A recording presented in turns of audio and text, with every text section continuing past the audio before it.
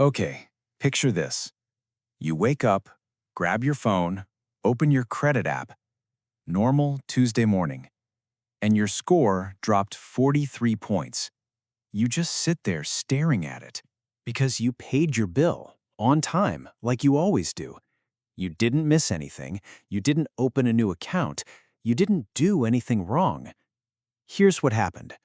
You bought groceries, $200, on a card with a $6,000 limit. That's it. That's the whole story. And the system scored you like you went on a shopping spree. So what actually happened? And more importantly, how do you make sure it never happens again? My name is Ricky, and I spend way too much time thinking about credit scores. If you're someone trying to build credit, protect your score, or just figure out why the system works the way it does, you're in the right place. Hit subscribe. This is where that stuff gets explained clearly. All right, let's get into it. So here's what most people believe. Pay your bill on time, credit score stays healthy. Simple. And honestly, that makes sense. That's what you're told. Pay on time, build credit. Payment history is real. It matters a lot. But here's where it breaks down. Paying on time and when your balance gets reported, those are two completely different things. Think about this. Imagine someone takes a photograph of your desk right now, mid-afternoon. Papers everywhere, coffee cups sitting there, complete mess. That photograph doesn't show that you clean your desk every single night before you leave. It just shows what was there when the picture was taken. Your credit score works exactly the same way. It is not a live feed of your behavior. It's a photograph taken at one specific moment in time. And if your balance was high when that photo got taken, your score takes the hit, even if you paid it off the next morning. That's the part nobody told you. So what's actually happening behind the scenes? Every month, your credit card company reports your balance to the credit bureaus. They do it on something called your statement closing date. That's the last day of your billing cycle. So let's say your statement closes on the 15th of every month. On the 15th, whatever balance is sitting on your card, that's what gets reported. Not what you're going to pay, not what you paid last month, what's there right now on that date. Here's how it plays out. You use your card on the 10th, $200, groceries. You're planning to pay it when the bill comes, but your statement closes on the 15th before your payment posts, so the bureaus see a $200 balance on your card, about 3% of your available credit. That's actually fine. But here's where the real problem shows up. What if your card has a $1,000 limit instead? That same $200 is now 20% of your available credit. Different card, same purchase, completely different impact on your score. This concept is called credit utilization, and it makes up 30% of your FICO score. 30%. When I first understood that number, I was honestly a little annoyed because nobody had ever told me that clearly before. It's one of the biggest factors in your entire score, and most people have never even heard of a statement closing date. That's the disconnect, and it has real consequences. Let me tell you about a guy named Marcus. Marcus had a 720 credit score. Solid. He was proud of it. He should have been. He needed a car. March. He was ready to apply for a loan. Back in February, his car needed repairs. $1,300. He put it on his credit card. He had the money sitting in his checking account. He was going to pay the card off that month. No big deal. Except his statement closed before he made the payment. His card had a $2,000 limit. That $1,300 pushed him to 65% utilization on that one card. His score dropped 38 points before he even knew what happened. He still got the car loan, but the interest rate was higher because of a timing issue. Not because he couldn't afford it, not because he was irresponsible, just timing. Over a 5-year loan, that rate difference cost him real money every single month. Now, here's what I need you to hold on to right now. This is reversible, and it's fast. Missed payments stay on your report for 7 years. That's brutal. But utilization resets every single month. Pay the balance down, wait for the next statement to close, your score comes back. That's genuinely good news because it means you have more control over this than you think. Okay, so now you're probably thinking, all right, Ricky, I'll just pay my card to zero every single month. Done. Problem solved. Stop right there. That's actually not the right move either. Here's why.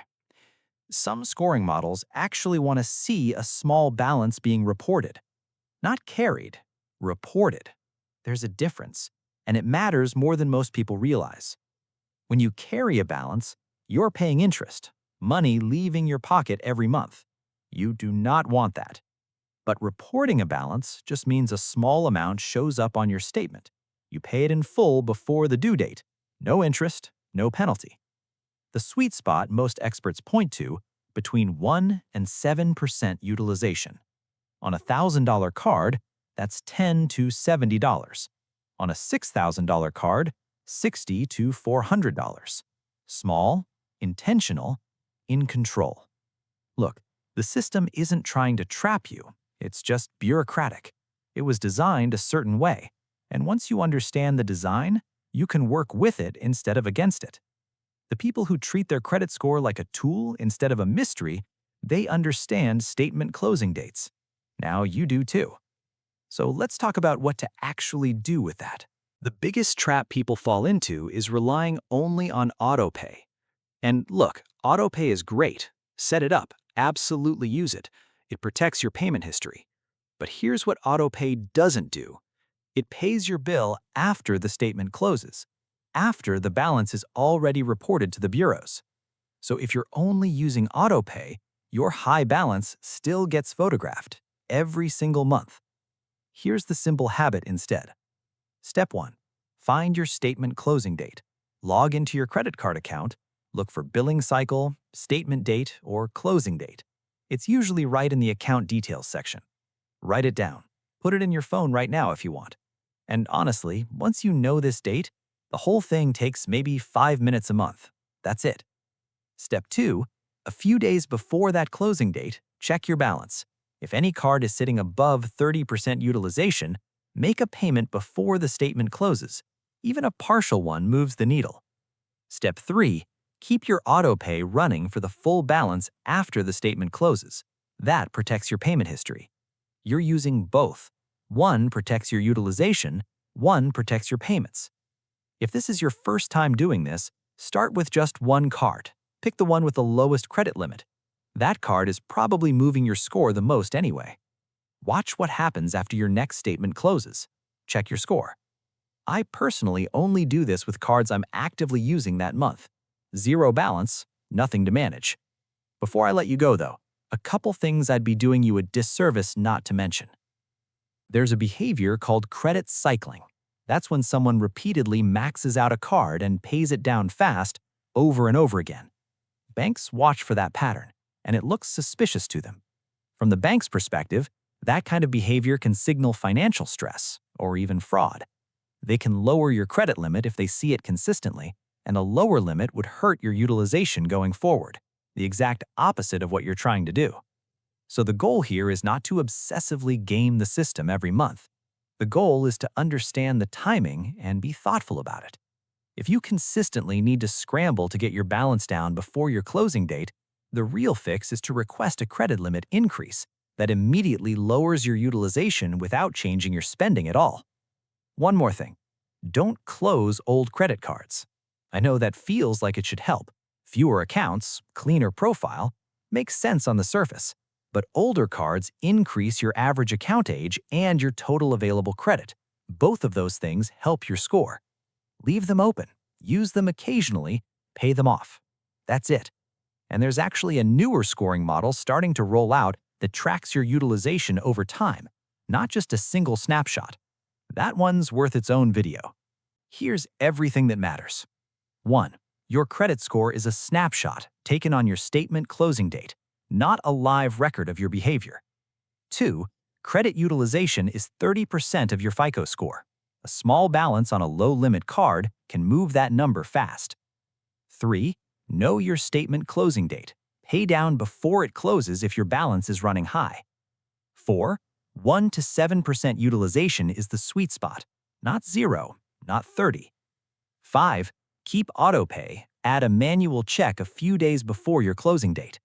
6. Don't cycle your credit aggressively. Don't close your old accounts. And here's the one thing I want you to actually take with you. Your credit score doesn't measure how financially responsible you are. It measures what the system sees at a specific moment in time. Once you control the moment, you control the score. Look, credit isn't complicated once someone explains it clearly. The problem is most people don't get that explanation. They just get a dropped score and no context. Here's your challenge for this month. 1 card, find the statement closing date, check the balance 3 days before it closes. That's it. Try it once. 1 month, 1 card. Then come down to the comments and tell me what happened to your score. I actually read those, every one of them, and it helps other people see that this stuff works in real life. If this helped something click that didn't before, hit the thumbs up. It helps this channel reach people who need this information. All right, that's it for today. Take care of yourselves out there.